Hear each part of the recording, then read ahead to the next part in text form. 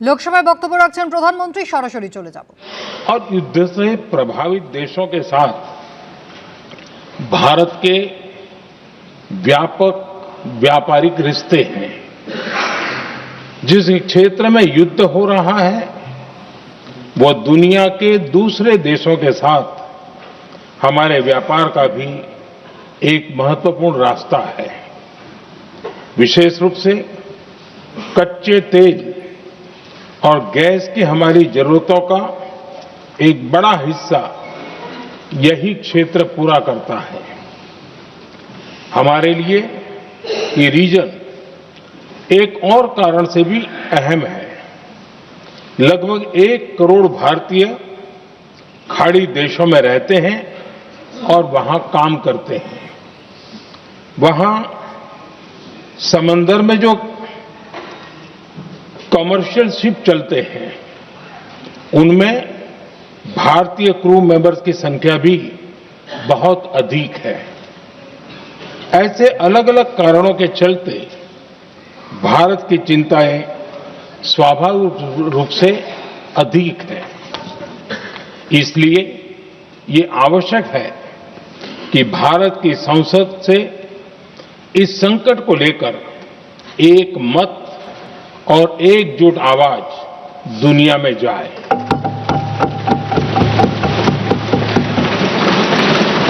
अध्यक्ष जी, जब से ये युद्ध शुरू हुआ है तब से ही प्रभावित देशों में हर भारतीय को जरूरी मदद दी जा रही है। मैंने खुद पश्चिम एशिया के ज्यादातर देशों के राष्ट्राध्यक्षों के साथ 2 राउंड फोन पर बात की है। सभी ने भारतीयों की सुरक्षा का पूरा आश्वासन दिया है। दुर्भाग्य से इस दौरान कुछ लोगों की दुखद मृत्यु हुई है और कुछ घायल हुए हैं। ऐसे मुश्किल हालात में परिवारजनों को आवश्यक मदद दी जा रही है। जो घायल है उनका बेहतर इलाज सुनिश्चित कराया जा रहा है। अध्यक्ष जी, प्रभावित देशों में हमारे जितने भी मिशन हैं वो निरंतर भारतीयों की मदद करने में जुटे हैं। वहां काम करने वाले भारतीय हो या फिर जो टूरिस्ट वहां गए हैं, सभी को हर संभव मदद दी जा रही है। हमारे मिशन नियमित रूप से एडवाइजरी जारी कर रहे हैं। यहां भारत में और अन्य प्रभावित देशों में 24/7 कंट्रोल रूम और आपातकालीन हेल्पलाइन स्थापित की गई है। इनके माध्यम से सभी प्रभावितों को त्वरित जानकारी दी जा रही है। अध्यक्ष जी, संकट की स्थिति में देश विदेश में भारतीयों की सुरक्षा हमारी बहुत बड़ी प्राथमिकता रही है। युद्ध शुरू होने के बाद से लेकर अब तक 3,75,000 से अधिक भारतीय सुरक्षित भारत लौट चुके हैं। ईरान से ही अभी तक लगभग 1,000 भारतीय सुरक्षित वापस लौटे हैं। इनमें 700 से अधिक मेडिकल की पढ़ाई करने वाले युवा हैं। खाड़ी देशों में भारतीय स्कूलों में हजारों विद्यार्थी पढ़ते हैं। सीबीएसई ने ऐसे सभी भारतीय स्कूलों में होने वाली कक्षा 10वीं और 12वीं की निर्धारित परीक्षाओं को रद्द कर दिया है।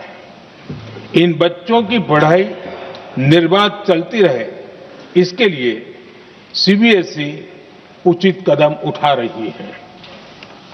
यानी सरकार संवेदनशील भी है, सतर्क भी है और हर सहायता के लिए तत्पर भी है।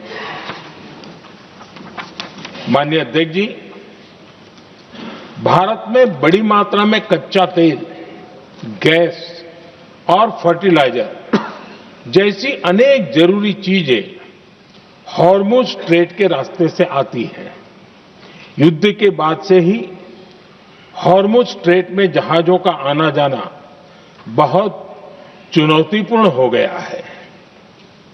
बावजूद इसके हमारी सरकार का ये प्रयास रहा है कि पेट्रोल, डीजल और गैस की सप्लाई बहुत ज्यादा प्रभावित न हो, देश के सामान्य परिवारों को परेशानी भी कम से कम हो, इस पर हमारा फोकस रहा है। हम सभी जानते हैं देश अपनी जरूरत की 60% एलपीजी आयात करता है। इसकी सप्लाई में अनिश्चितता के कारण सरकार ने एलपीजी के डोमेस्टिक उपयोग को प्राथमिकता दी है। साथ ही एलपीजी के देश में ही उत्पादन को भी बढ़ाया जा रहा है। पेट्रोल, डीजल की सप्लाई पूरे देश में सुचारू रूप से होती रहे, इस पर भी लगातार काम किया गया है। अध्यक्ष जी, आज की इन परिस्थितियों में एनर्जी सिक्योरिटी को लेकर बीते एक दशक में उठाए गए कदम और भी प्रासंगिक हो गए हैं। भारत ने बीते 11 वर्षों में अपनी एनर्जी इंपोर्ट का डाइवर्सिफिकेशन किया है। पहले क्रूड ऑयल, एलएनजी, एलपीजी ऐसी एनर्जी जरूरतों के लिए 27 देशों से इंपोर्ट किया जाता था। वहीं आज भारत 41 देशों से एनर्जी इंपोर्ट करता है। अध्यक्ष जी, बीते दशक में भारत ने संकट के ऐसे ही समय के लिए कच्चे तेल के भंडारण को भी प्राथमिकता दी है। आज भारत के पास 53 लाख मीट्रिक टन से अधिक का स्ट्रेटेजिक पेट्रोलियम रिजर्व है और 65 लाख मीट्रिक टन से अधिक के रिजर्व की व्यवस्था पर देश काम कर रहा है। हमारी तेल कंपनियों के पास जो रिजर्व रहता है वो अलग है। बीते 11 वर्षों में हमारी रिफाइनिंग कैपेसिटी में भी उल्लेखनीय वृद्धि हुई है। अध्यक्ष जी, सरकार अलग अलग देशों के सप्लायर्स के साथ भी लगातार संपर्क में है। प्रयास ये है कि जहां से संभव हो वहां से तेल और गैस की सप्लाई होती रहे। भारत सरकार गल्फ और आसपास के शिपिंग रूट्स पर निरंतर नजर बनाए हुए है। हमारा प्रयास है कि तेल हो, गैस हो, फर्टिलाइजर हो, ऐसे हर जरूरी सामान से जुड़े जहाज भारत तक सुरक्षित पहुंचे। हम अपने सभी वैश्विक सहयोगियों के साथ निरंतर संवाद कर रहे हैं ताकि हमारे मैरीटाइम कॉरिडोर सुरक्षित रहे। ऐसे प्रयासों के कारण बीते दिनों हॉर्मुज स्ट्रेट में फंसे हमारे कई जहाज भारत आए भी हैं। अध्यक्ष जी, संकट के इस समय में देश की एक और तैयारी भी बहुत काम आ रही है। पिछले 10-11 साल में इथेनॉल के उत्पादन और उसकी ब्लेंडिंग पर अभूतपूर्व काम हुआ है। एक दशक पहले तक देश में सिर्फ 1-1.5% इथेनॉल ब्लेंडिंग कैपेसिटी थी। आज हम पेट्रोल में 20% इथेनॉल ब्लेंडिंग के करीब पहुंच रहे हैं। इसके कारण प्रति वर्ष करीब 4.5 करोड़ बैरल कम ऑयल इंपोर्ट करना पड़ रहा है। ऐसे ही रेलवे के बिजलीकरण से भी बहुत बड़ा फायदा हो रहा है। अगर रेलवे का इतना बिजलीकरण न होता तो हर साल करीब 180 करोड़ लीटर डीजल अतिरिक्त लगता। ऐसे ही हमने मेट्रो का नेटवर्क बढ़ाया है। 2014 में जहां देश में मेट्रो नेटवर्क 250 किलोमीटर से भी कम था, आज ये बढ़कर करीब 1100 किलोमीटर हो गया है। हमने इलेक्ट्रिक मोबिलिटी पर बहुत अधिक बल दिया।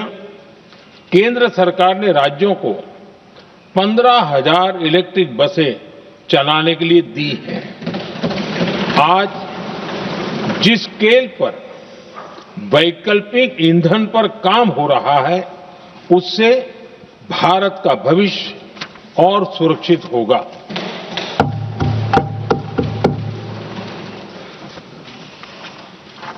आदरणीय अध्यक्ष जी, हम जानते हैं कि एनर्जी आज इकोनॉमी की रीढ़ है और ग्लोबल एनर्जी नीड्स को पूरा करने वाला एक बड़ा सोर्स वेस्ट एशिया है।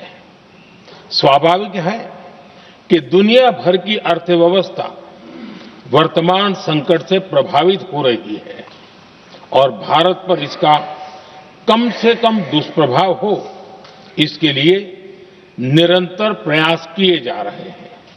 सरकार इसके शॉर्ट टर्म, मीडियम टर्म और लॉन्ग टर्म ऐसे हर असर के लिए एक रणनीति के साथ काम कर रही है। आज भारत की इकोनॉमी के फंडामेंटल्स मजबूत है, इससे भी देश को बहुत मदद मिली है। हम हर सेक्टर के स्टेक होल्डर्स के साथ चर्चा कर रहे हैं। जहां भी जरूरत है, उस सेक्टर को आवश्यक सपोर्ट दिया जा रहा है। भारत सरकार ने एक इंटर मिनिस्ट्रियल ग्रुप भी बनाया है। ये ग्रुप हर रोज मिलता है और हमारे इंपोर्ट एक्सपोर्ट में आने वाली हर दिक्कत का आकलन करता है और ये ग्रुप आवश्यक समाधान पर भी निरंतर काम करता है। मुझे पूरा भरोसा है कि सरकार और इंडस्ट्री के साझा प्रयासों से हम परिस्थितियों का बेहतर सामना कर पाएंगे। माननीय अध्यक्ष जी, एक बड़ा सवाल ये है कि युद्ध का खेती पर क्या प्रभाव होगा। देश के किसानों ने हमारे अन्न के भंडार भर रखे हैं, इसलिए भारत के पास पर्याप्त खाद्यान्न है। हमारा ये भी प्रयास है कि खरीफ सीजन की ठीक से बुआई हो सके। सरकार ने बीते सालों में आपात स्थिति से निपटने के लिए खाद की पर्याप्त व्यवस्था भी की है। अतीत में भी हमारी सरकार ने दुनिया के संकटों का बोझ किसानों पर नहीं पड़ने दिया था।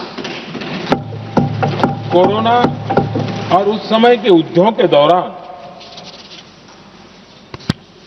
उस समय भी ग्लोबल सप्लाई चेन में डिस्ट्रप्शन आ गई थी।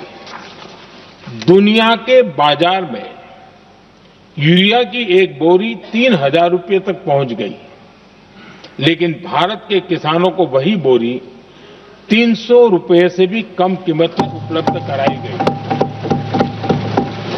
अध्यक्ष जी, देश के किसानों को इस प्रकार के संकटों से बचाने के लिए भी बीते वर्षों में अनेक कदम उठाए गए हैं। पिछले एक दशक में देश में 6 यूरिया प्लांट शुरू किए गए हैं। इससे सालाना 76 लाख मैट्रिक टन से अधिक की यूरिया प्रोडक्शन कैपेसिटी जुड़ी है। इस दौरान डीएपी और एनपीकेएस जैसी खाद का घरेलू उत्पादन भी करीब 50 लाख मैट्रिक टन बढ़ाया गया है। इतना ही नहीं, तेल और गैस की तरह खाद के आयात को भी डाइवर्सिफाई किया गया है। ऐसे ही डीएपी और एनपीके के आयात के लिए भी हमने अपने विकल्पों को विस्तार किया है। अध्यक्ष जी, सरकार ने देश के किसानों को made in India nano urea का विकल्प भी दिया है। सरकार किसानों को प्राकृतिक खेती के लिए भी प्रोत्साहित कर रही है। पीएम कुसुम योजना के तहत किसानों को 22 लाख से ज्यादा सोलर पंप दिए गए हैं। इससे भी डीजल पर उनकी निर्भरता कम हुई है। मैं सदन के माध्यम से देश के किसानों को विश्वास दिलाता हूं कि सरकार किसानों की हर संभव मदद करती रहेगी। आदरणीय अध्यक्ष जी, युद्ध का एक बहुत बड़ा चैलेंज ये भी है कि भारत में गर्मी का मौसम शुरू हो रहा है। आने वाले समय में बढ़ती गर्मी के साथ बिजली की डिमांड बढ़ती जाएगी। फिलहाल देश के सभी पावर प्लांट्स के पर्याप्त कोल स्टॉक्स उपलब्ध है। भारत ने लगातार दूसरे साल 100 करोड़ टन कोयला उत्पादन करने का रिकॉर्ड बनाया है। पावर जनरेशन से लेकर पावर सप्लाई तक के हमारे सभी सिस्टम की निरंतर मॉनिटरिंग भी की जा रही है और सरकार की तैयारियां उसको रिन्यूएबल एनर्जी से भी मदद मिली है। बीते दशक में रिन्यूएबल एनर्जी की तरफ देश ने बड़े कदम उठाए हैं। आज हमारी total install power generation capacity का आधा हिस्सा रिन्यूएबल सोर्स से आता है। हमारी कुल रिन्यूएबल क्षमता आज 250 गीगावाट के ऐतिहासिक आंकड़े को पार कर गई है।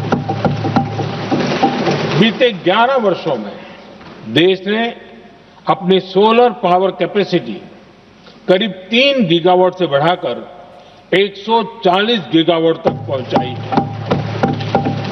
बीते वर्षों में देश में करीब 40 लाख रूफटॉप सोलर लगे हैं।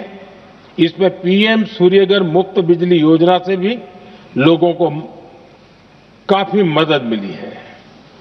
गोवर्धन योजना के तहत देश में आज 200 कॉम्प्रेस्ड बायोगैस प्लांट भी काम करना शुरू कर चुके हैं।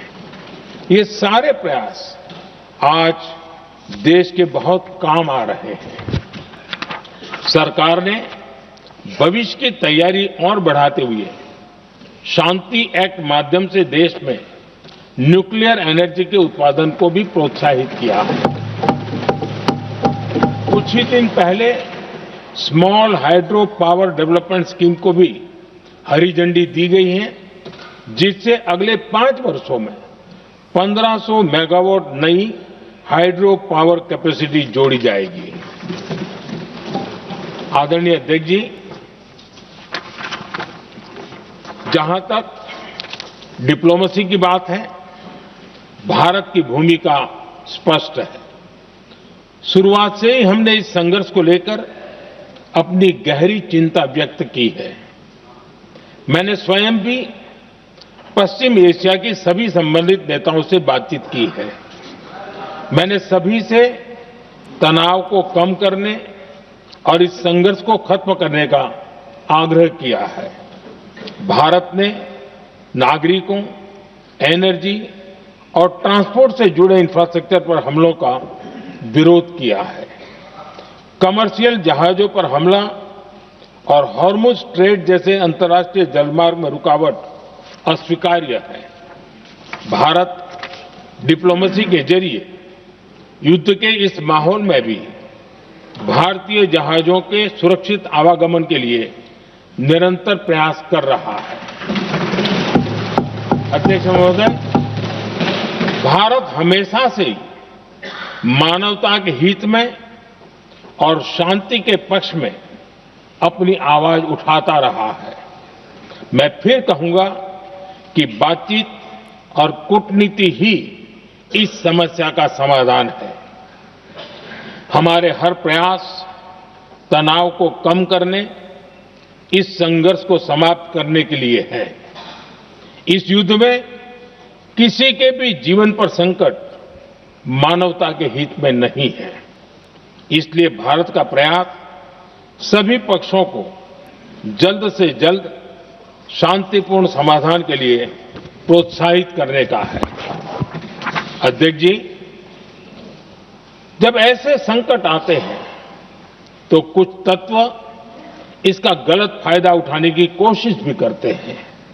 इसलिए कानून व्यवस्था सुनिश्चित करने वाली सभी एजेंसियों को अलर्ट पर रखा गया है। कोस्टल सिक्योरिटी हो, बॉर्डर सिक्योरिटी हो, साइबर सिक्योरिटी हो, स्ट्रेटेजिक इंस्टॉलेशंस हो, सबकी सुरक्षा को और मजबूत किया जा रहा है। अध्यक्ष जी, इस युद्ध के कारण दुनिया में जो कठिन हालात बने हैं, उनका प्रभाव लंबे समय तक बने रहने की आशंका है। इसलिए हमें तैयार रहना होगा, हमें एकजुट रहना होगा।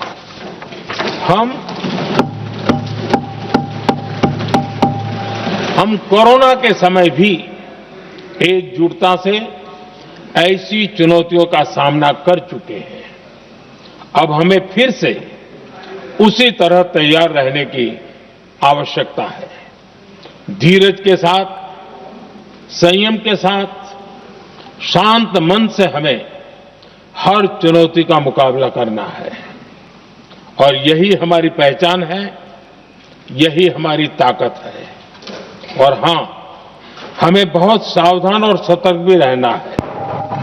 हालात का फायदा उठाने वाले झूठ फैलाने का प्रयास करेंगे, ऐसे लोगों की कोशिशों को सफल नहीं होने देना है। मैं देश की सभी राज्य सरकारों से भी इस सदन के माध्यम से आग्रह करूंगा, ऐसे समय में कालाबाजारी करने वाले, जमाखोरी करने वाले एक्टिव हो जाते हैं। इसके लिए कड़ी मॉनिटरिंग जरूरी है। जहां से भी ऐसी शिकायतें आती हैं, वहां त्वरित कार्रवाई होनी चाहिए।